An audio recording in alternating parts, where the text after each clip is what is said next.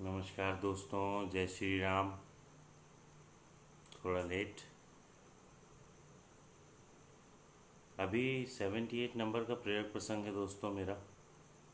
इसका नाम है गरीबी और अमीरी दो बहनें। दोस्तों, मेरे बहुत सारे लोग दोस्त जो हैं वो भोपाल से हैं, राजा भोज की नगरी भोपाल। और ये जो इंसिडेंट्स मैं आपको बताने जा रहा हूँ, ये राजा भोज की नगरी भोपाल का ही इंसिडेंस है दोस्तों।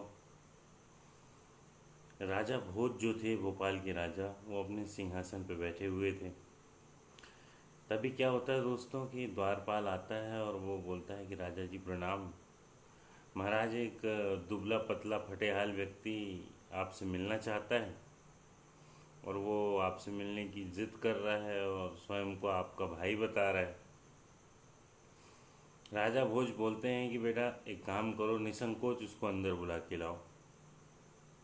राजा भोज ने जो है उसको देखा और उसके सम्मान में खड़े हो गए और बोले कि आइए भाई साहब, मेरे पास बैठिए। बताइए मौसी जी, कुशल मंगल से तो हैं।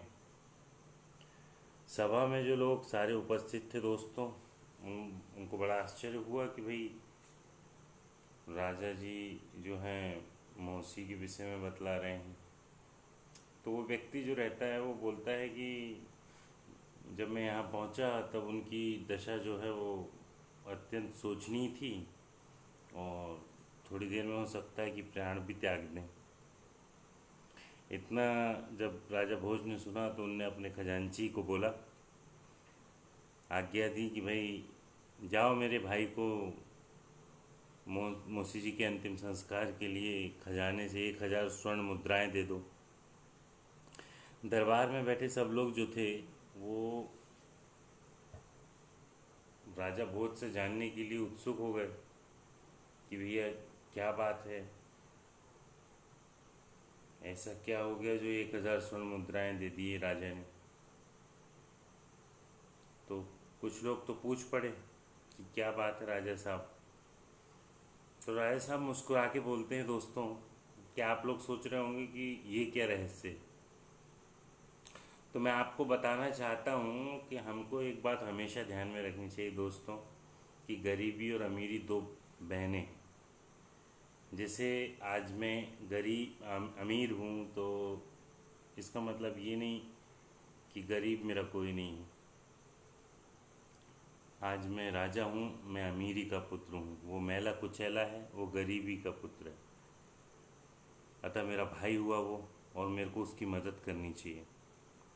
राजा भोज आगे भी बोलते हैं कि भैया जैसे उसने बोला था कि मेरे मौसी की प्राण त्यागने की बात कि वो मरने वाली हैं, उसका मतलब ये होता है दोस्तों कि बहुत ही